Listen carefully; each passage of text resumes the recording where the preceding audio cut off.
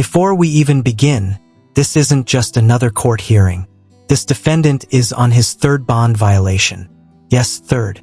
The judge has already been patient twice. So today, tensions are high and consequences might be real. All right, and we're here now due to Mr. Kabir having a bond violation. This is our third bond violation report that we have had. Our first bond violation, so I guess let me start up.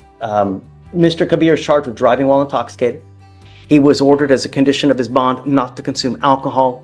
So not only is Mr. Kabir facing a DWI in this court, but he's also got another one in Navarro County. Double DWIs? The judge is definitely thinking about public safety and repeat behavior right now. Do you think he deserves another chance?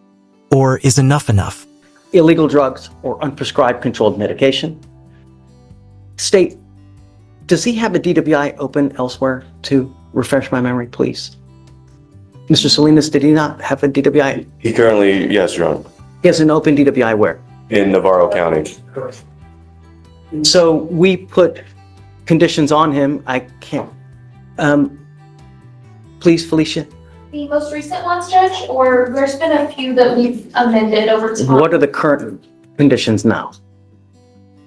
The current conditions now are appear in court every time the case is set on docket, no new law violations, install a IID device in the vehicle, no driving without permission of the court, no drugs, no alcohol, plan to obtain a SCRAM device, and to submit to drug and alcohol testing at the court's discretion. Did he have a curfew as well? No, Judge. He originally had a curfew, Your Honor, but because there were no issues with that, we had it removed. Okay. Yes. And so now our first bond violation report that we had was September 23rd, 2024. And in that one, he had been in lockout for failure, I guess, to pay. I don't know, which is weird because we normally always pay for all of them. And there it is, the game changer. The SCRAM alcohol monitor reports a confirmed drinking event on January 16th at 11:55 p.m. That's not speculation. That's tech data. And in court, tech data plus expert confirmation equals serious trouble. A second bond violation report was filed January 6th, 2025.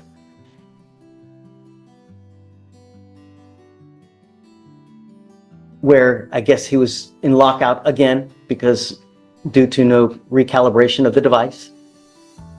And we now, February 4th, 2025, have a third bond violation. And in this violation, the defendant was ordered to obtain a SCRAM device and to refrain from alcohol consumption and not tampering with the device. The defendant's SCRAM device has reported one consumption event that occurred on January 16th. Quick legal insight: when someone is granted bond, the court isn't just trusting them to show up. They're trusting them not to break the rules set for their release.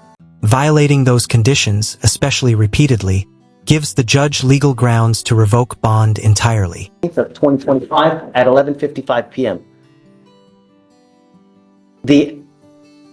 It was also confirmed by a SCRAM analyst as well.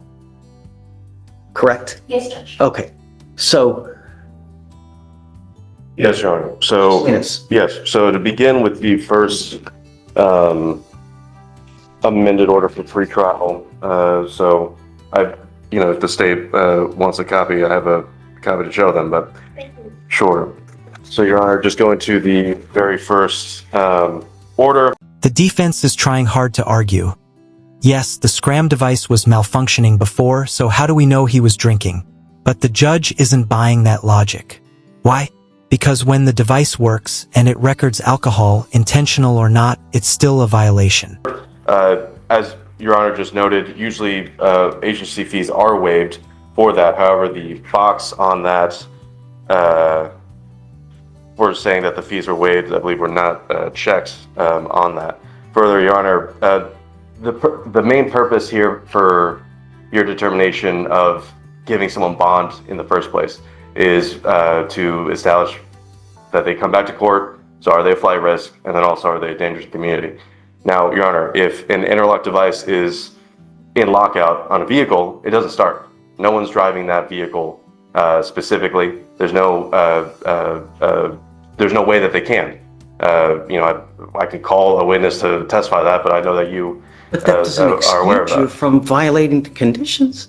Your Honor, Are you justifying that because of that you can just? No, Your Honor, I'm trying to contextualize this because we've been here 2 prior settings before. I know you're concerned greatly about the number that it's at number 3 now. I'm trying to establish that the first and second, there was no indication of alcohol consumption or drug use during that time. It wasn't working. How are we supposed to know? And Your Honor, one of the 2 main points of determining what kind of bond, both the conditions and amount are, will they return to court and community safety? Here, my client who's being accused of DWI wasn't driving that vehicle. So it was impossible for him to be driving that vehicle, Your Honor. So I ask you to take that into account as far as public safety goes. As far as this latest bond violation, it's the state's burden to prove that my client violated his bond. All we have right now is a report by SCRAM, but no one is here to testify on behalf of. We can call that, Your Honor, but Yeah. sure. Judge, I spoke with the defense counsel today, and he said that he was not requesting to have anybody come here to testify to the SCRAM device. We have Felicia that can be called up as a witness to testify as to what happened with and whether he tested positive or not, whether he's consuming alcohol. It's also the state's burden to prove that he did that. So that's Please. Yes, Your Honor, we would call retrial services, Ms. Felicia Charles. Okay, ma'am, would you please come up, raise your right hand? Do you solemnly swear to tell the truth, the whole truth, and nothing but the truth, so help you God? Yes. Okay.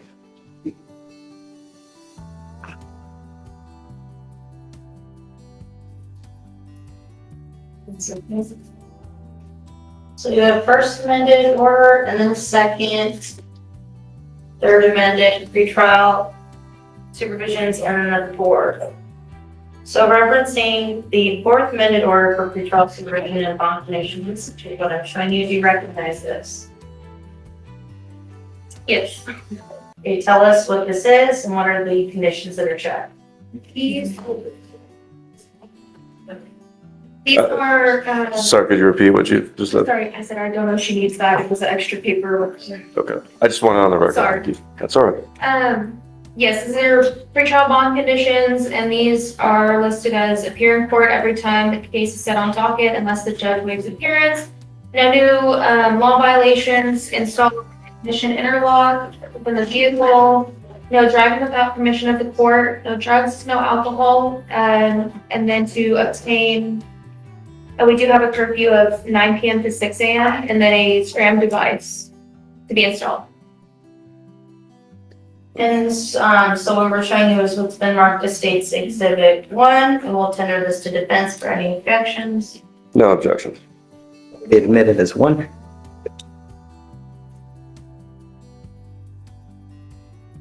So in this case regarding the SCRAM device, can you tell us about that? Yes, so what exactly about? What is that? What's the standard procedure someone's supposed to do? Yeah, so a SCRAM device is ordered and it tracks the press. Objection, Your Honor. The foundation, I believe the state is trying to ask her to testify as far as are you trying to establish her as like an expert on SCRAM? And I was not trying to establish her as an expert, just from her experience, what the SCRAM device is basically for, which she can testify to as a trial. I'd ask that the court consider that as that testimony as a layperson, not as for the purposes of establishing expertise. So I want to know whether there is a violation for alcohol consumption. Yeah. So, what day do we have any kind of hot blows? What's the amount? Do you have anything of that nature? Yes, so the report should have been provided to the bond violation email as well of the graph. And I'm showing her now what's been marked as State's Exhibit 1. Okay, pause. This is important. The SCRAM report didn't just say, maybe alcohol. It shows a 0.078% TAC level, almost like a blood alcohol reading. That's far from a false alarm. If you were the judge, would you believe this was an accident or a night out gone wrong? The exact amounts and everything, I would need to look at the report that was provided in the email. Okay, please. Have the graphs been printed, state, or she's just referring? Yeah, just so we can all agree on what she's referring to. And I'm showing you what we marked as State's Exhibit 6. Can you please tell us what this is? So this is a SCRAM report sent back to us whenever the device information and data is pulled. And this is what the analysts observe for either tampers or consumption. And this is what they send us back if there is a confirmed tamper or consumption as per. Okay, so this fairly accurately depicts an SCRAM for embedded statistics. Yes. We will tender the defense for any objections and note that this has been, is it correct to say this has been emailed to defense prior to this date? Yes. Defense received no objection, Your Honor. Okay, it'll be admitted. Okay, so can you tell us about the specific dates in this report again that was given to defense prior to today of the basic dates that the SCRAM was not completed properly? Yes, so the device seems to be fully functioning. And on January 17th, Friday, January 17th, the SCRAM device picked up a peak TAC of 0.078%. And then established a zero baseline once again for the dissipation rates of the alcohol at 9:05 a.m. on January 17th. Say it again. 9:05 a.m. January 17th, 0% TAC was reestablished for the dissipation of alcohol. Okay, and for those dates, the ones that match on what I'm showing you as State's Exhibit 2, the bond violation report, can you please, do you recognize this? Yes. Can you please read the details of the violations here? It says the defendant was ordered to obtain a SCRAM device and to refrain from alcohol consumption and not tampering with the device. The defendant's SCRAM device has reported one consumption event. The confirmed alcohol consumption occurred on January 16, 2025 at 11:55 p.m. This information was received on 1/17/2025 and confirmed by a SCRAM analyst. Thank you. We pass the witness. Okay. All right. Good morning. I just want to, if you could turn to, I believe it was the State's Exhibit 3, I think, for the SCRAM non-compliance report, the cover page. Do you see that? Yeah, what she has right there. Oh, is it 6? Okay. Would you stay, since you're close, would you give that to her? Thank you. So just looking at the cover page there, can you read who the agent is on this report?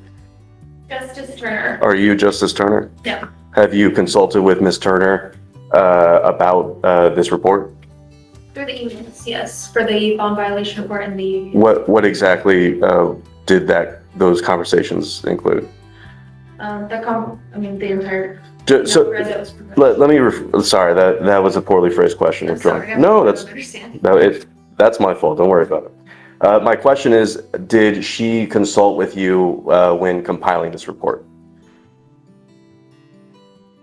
Would you be more specific? Did you help in the